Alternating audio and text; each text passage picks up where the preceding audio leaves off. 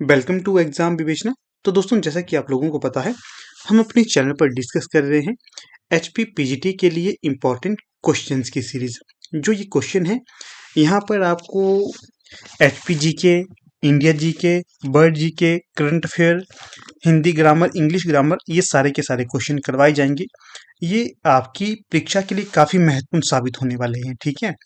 अगर ये क्वेश्चंस आपको महत्वपूर्ण लगते हैं, अच्छे लगते हैं, तो वीडियो को अवश्य लाइक और चैनल को सब्सक्राइब और वीडियो को शेयर भी आपने अवश्य करना है, ठीक है, ताकि हमें मोटिवेशन मिलता रहे और हम इसी तरह की वीडियोस आपके समक्ष लाते रहें।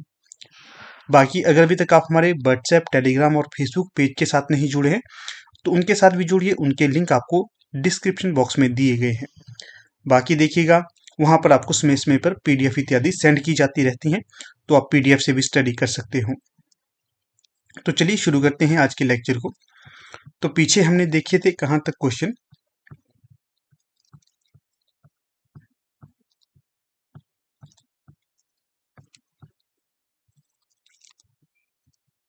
तो हमने 25 तक क्वेश्चन देखे थे, ठीक है ना। तो क्वेश्चन संख्या है आज यहाँ 26। Which of the following sentences is grammatically correct. इनमें से कौन से ऐसे सेंटेंस है जो ग्रामेटिकली करेक्ट हैं, वो बताना है। तो 26 का जो सही विकल्प होगा तो वो होगा C, she is far better than her senior. ये सही होगा, बाकी के सारे ऑप्शन गलत हो जाएंगे। अगला है choose the appropriate सिनोनियम of given word. तो जो एक्सटेंसिव, इसका सिनोनियम कौन सा होगा यहाँ पर। 27 में जो सही विकल्प हो जाएगा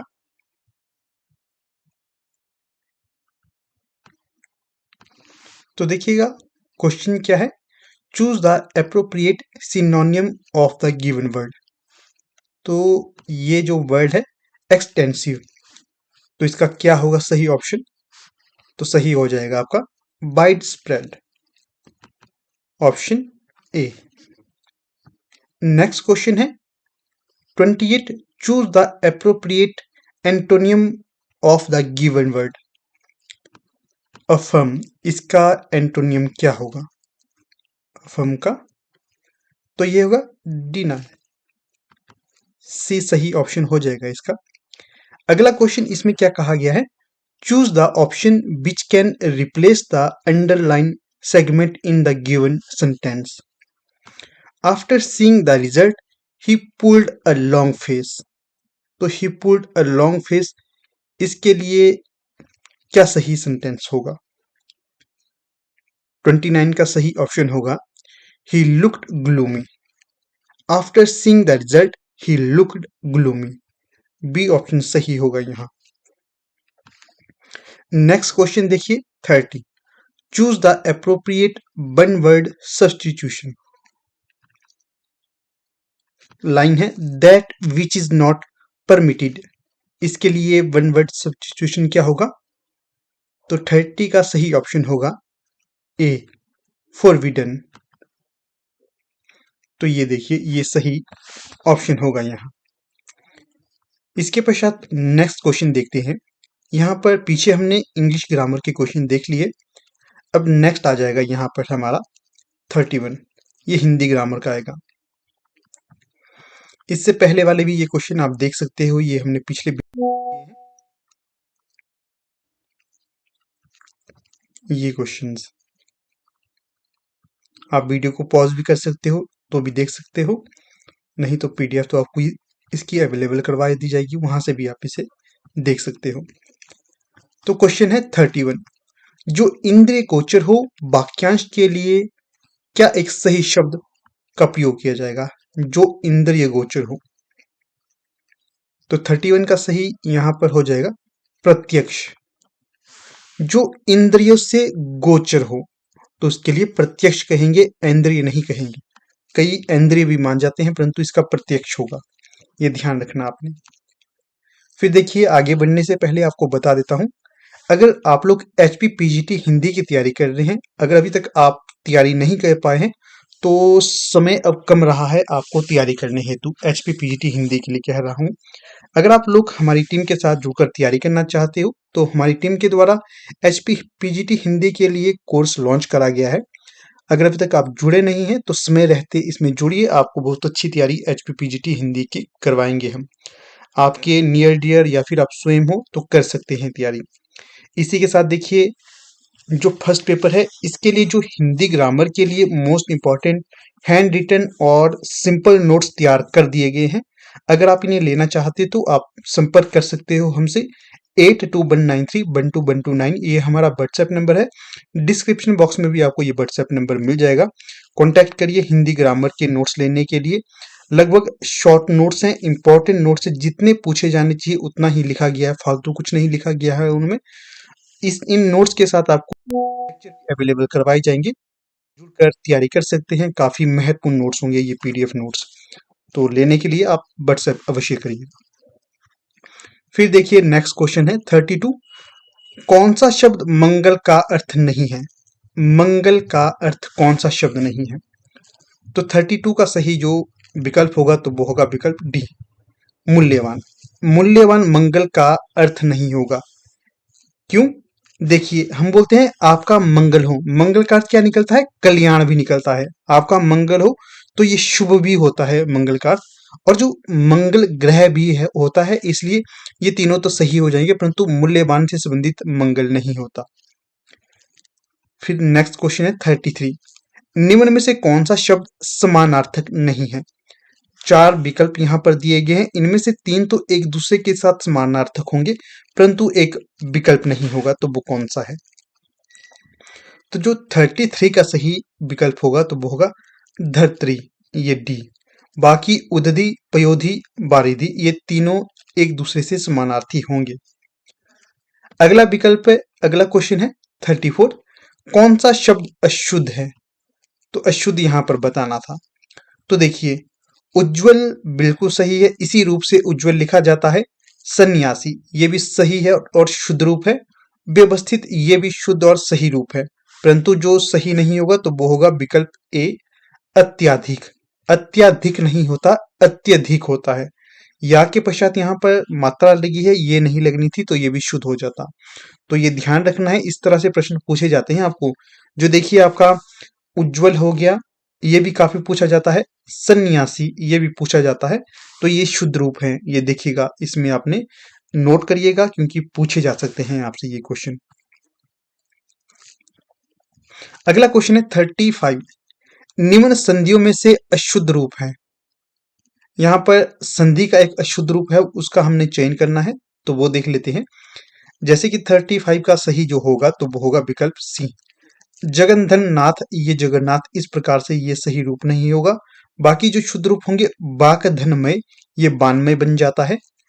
अंतधन देशीय अंतर्देशीय हो जाता है। सर्वधन उत्तम सर्वोत्तम ये हो जाता है। ये तीनों विकल्प यहाँ पर सही होंगे, इसका आपने नोट करना है। मेरे ख्याल से आप हर एक प्रश्न को नोट करते रहिएगा, क्योंकि आपको आगामी परीक्षा हेतु ये रिवीजन के लिए महत्वपूर्ण साबित होंगे। अगला प्रश्न है 36। इसमें क्या पूछा गया है? निम्न में से महाप्राण ध्वनि चुनिए। तो बताना है महाप्राण ध्वनियां इनमें कौन कौन सी हैं। तो जो 36 का सही ऑप्शन होगा तो वो होगा विकल्प सी, फ। जो फ है ये महाप्राण ध्वनि है, और य, क, म ये तीनों ही अल्प प्राण ध्वनि है। महाप्राण ध्वनि से तात्पर्य होता है जब हम किसी शब्द को उच्चारित करते हैं तो वो लंबी हवा निकले, और जब अल्प प्राण का मतलब होता है कम हवा निकलना। ये याद रखना, महाप्राण और अल्प प्राण में क्या फर्क है। अगला प्रश्न देखिए 37। निम्न में से कौन सा विकल्प व्याकरण का मुख्य भाग नहीं है?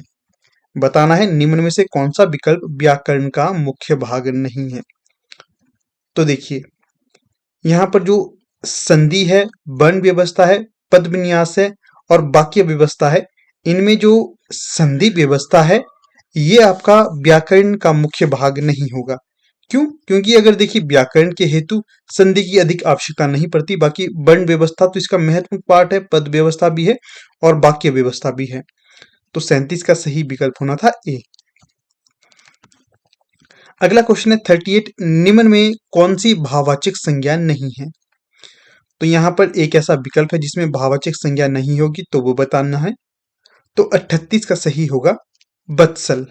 बत्सल में भाववाचक संज्ञा नहीं है, बाकी काव्य, लावण्य, औदार्य ये तीनों हैं, इनमें भाववाचक संज्ञा होगी। फिर देखिए अगले क्वेश्चन को देख ले हैं 39, निम्नलिखित में से तद्भव शब्द चुनिए। तद्भव शब्द क्या होते हैं?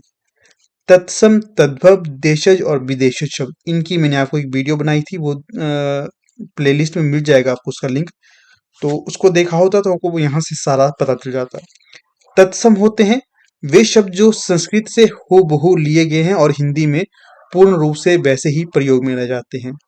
तद्भव होता है संस्कृत के पश्चात का शब्द, जैसे कि वो लड़की अत्यधिक सुंदर दिखाई दे रही है उसके केशों के कारण। केश क्या हो गए? अगर किसी पंक्ति में केश लिखा गया हो तो वो होगा तत्सम शब्द। अगर ऐसा लिखा जाता कि वो लड़की बहुत ही सुंदर दिखाई दे रही है उसके बालों के कारण, तो बाल बाद का शब्द है, जो केश वो तत्सम शब्द है। ठीक है, तो इन चीजों का ध्यान रखना है। तो देखिए जो रजत है, विकट है, कटक है, ये तीनों ही तो आपके हैं तद्भव शब्द, परंतु जो कंगन है ये आपका है कैसा शब्द? तद्भव। 39 का सही डी हो जाएगा। फिर अगला क्वेश्चन है 40, निम्न में से कौन सा शब्द नाभिका पर्यायवाची नहीं है? नहीं पे फोकस करना है ज्यादा, ठीक है, क्योंकि गलत हो जाते हैं यहाँ से क्वेश्चन इस तरह से अगर आप फोकस नहीं करते तो 40 का जो सही विकल्प होगा तरणी। बाकी केवट, खेवट, तारक ये तीनों ही नाभिक के पर्यायवाची हैं, परंतु तरनी नहीं है। अगला क्वेश्चन है शाश्वत शब्द का सही विलोम चुनिए। तो जो शाश्वत शब्द का सही विलोम क्या होगा? तो ये हो जाएगा आपका क्षणिक। शाश्वत के लिए एक दूसरा विलोम शब्द भी आता है नश्वर। क्षणिक और नश्वर सेम टू सेम है, ज्यादा अंतर नहीं है इनमें।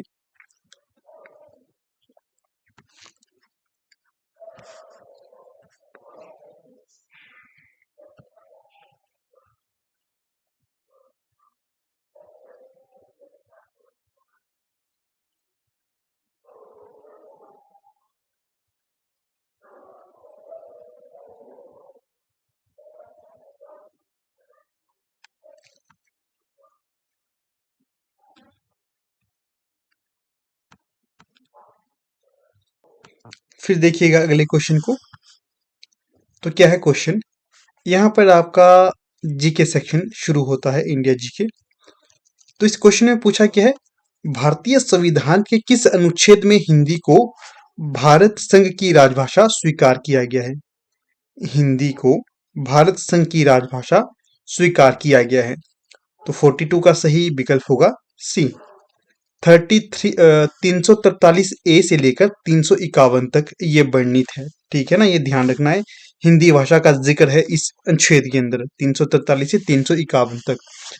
जो 343 के अंतर्गत तो ये कहा गया है 343 ए, हिंदी को भारत संघ की राजभाषा स्वीकार किया गया है, काफी महत्वपूर्ण होगा ये। अगला जो क्वेश्चन है 43, किसी अचेत व्यक्ति के साथ व्यवहार करते समय आपको सामान्य श्वास के लिए डैश सेकंड तक जांच करनी चाहिए। किसी अचेत व्यक्ति के साथ व्यवहार करते समय आपको सामान्य श्वास के लिए डैश सेकंड तक जांच करनी चाहिए। तो कितना सही होगा? 43 का सही सी। सांस लेने के लिए अधिकतम 10 सेकंड, सी यहां पर सही विकल्प होगा।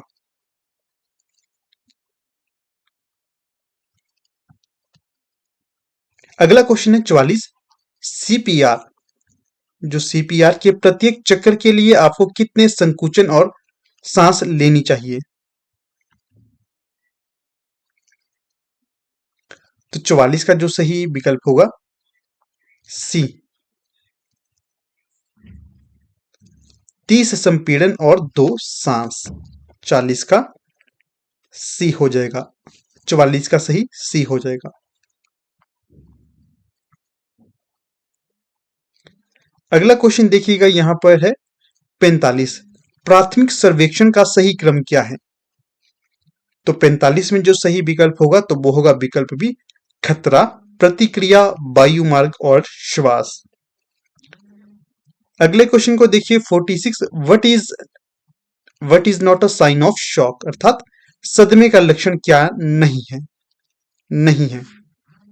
तो जो 46 का सही विकल्प होगा, चौड़ी आंखें और खुला मुंह।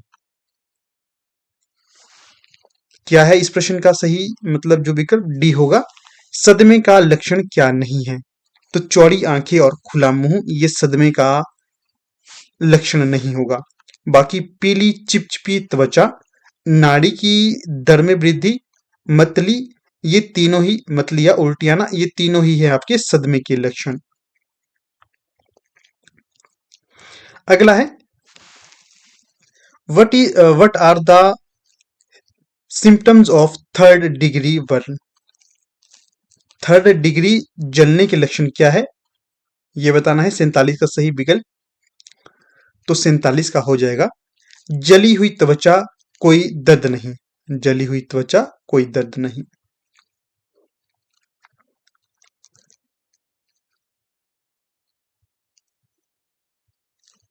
अगला क्वेश्चन देखिए 48, हाइपोथर्मिया के लक्षण क्या है? तो 48 का जो सही ऑप्शन होगा तो वो होगा ठंडा, थका हुआ, कंपकंपी वाला, असामान्य व्यवहार करने वाला। यह है हाइपोथर्मिया के लक्षण। इस तरह के क्वेश्चन भी आपको परीक्षा में देखने के लिए मिल सकते हैं। ज्यादा नहीं कहूं तो एक दो क्वेश्चन ऐसे ही आ सकते हैं, इसलिए आपको ये वीडियो ध्यान से देखना है। अभी तो आपको लग रहा होगा कि ये क्वेश्चन पता नहीं आएंगे कि नहीं आएंगे, परंतु आते हैं ऐसे क्वेश्चन, एक दो, ज्यादा नहीं, एक दो। अगला क्वेश्चन है 49, इसमें पूछा गया है गंभीर रक्तस्राव के लिए आपको सबसे पहले क्या करना चाहिए? तो 49 का सही होगा बी, साफ कपड़े या हाथ से सीधा दबाव डालें। 49 का बी।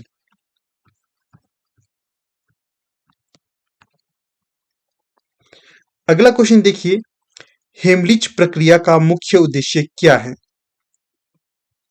तो 50 का जो सही होगा तो वो होगा विकल्प ए, पीड़ित के वायुमार्ग में रुकावट को दूर करने के लिए हेमलिच प्रक्रिया का उद्देश्य रहता है ये।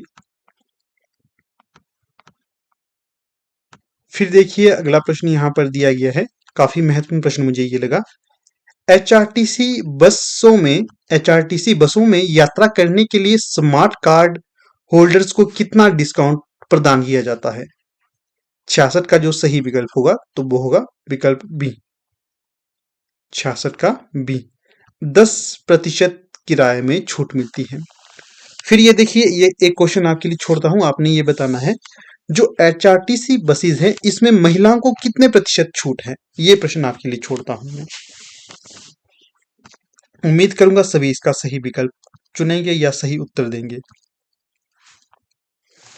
अगला क्वेश्चन देखिए, इस तरह के क्वेश्चन भी पूछे जा सकते हैं कि एचआरटीसी बसों में यात्रा के लिए सम्मान कार्ड कौन खरीद सकता है? सम्मान कार्ड, तो जो सही विकल्प होगा यहां पर तो ये हो जाएगा आपका केवल वरिष्ठ नागरिक,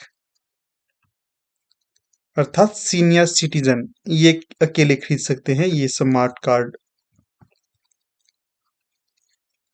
अगले क्वेश्चन को भी देखते हैं। फिर देखिए अगला क्वेश्चन है यहां पर, हिमाचल सरकारी परिवहन और मंडी कुल्लू सड़क परिवहन निगम का मर्जर कब हुआ जिससे हिमाचल सड़क परिवहन निगम का गठन हुआ था? तो 73 का सही ऑप्शन हो जाएगा विकल्प ए, 1974। तो यहां पर ए सही विकल्प हो जाएगा। तो देखिएगा दोस्तों, कुछ इस प्रकार से आज का ये हमारा पूरा लेक्चर था। काफी महत्वपूर्ण ये प्रश्न थे, आपकी पीजीटी जैसी परीक्षाओं के लिए काफी महत्वपूर्ण ये साबित होंगे, तो ध्यान से इनको देखते जाइएगा। आपके लिए रोज एक वीडियो लाने की कोशिश रहती है, परंतु बीच में कोई व्यस्तता आ जाती है, उस कारण आपको नहीं ले पाते, नहीं तो आपके लिए डेली क्वेश्चन लेना चाहते हैं, ठीक है। और अगर नहीं आए तो आप पिछली वीडियोस को देखते रहिएगा, वहीं से रिवीजन आपने करना है, क्योंकि इसी तरह के क्वेश्चन आगे परीक्षा में आपको देखने के लिए मिलेंगे। ठीक है। और आगे भी आपको जैसे कोई भी HPPSC शिमला के द्वारा एग्जाम कंडक्ट किए गए हैं हाल फिलहाल में, उनके वीडियोस और क्वेश्चंस पेपर लाए जाएंगे, उनको आप सॉल्व करते रहिएगा। क्यों लाते हैं आपको वही प्रश्न पत्र के क्वेश्चन? इसलिए कि ये कई बार सीधे सीधे रिपीट होते हैं और कई बार घुमा फिरा कर प्रश्न पूछे जाते हैं। इसी के साथ आपको एक आधार मिल जाता है कि किस प्रकार की आपको तैयारी करनी है, क्योंकि इसको देखने से आपको आइडिया मिल जाएगा और उसी प्रकार के प्रश्न परीक्षा में बनेंगे। ठीक है ना? तो इसलिए इन वीडियोस को देखते रहिएगा और अपने मित्रों के साथ शेयर करते रहिएगा।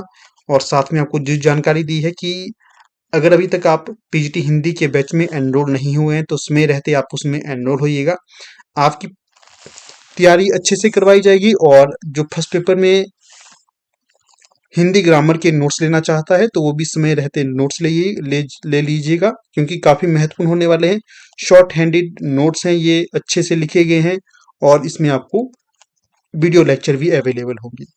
तो ठीक है, अब यहाँ पर अपनी वीडियो का समापन कर लेते हैं। आप लोग वीडियो के अंत तक बढ़े, इसका बहुत बहुत धन्यवाद।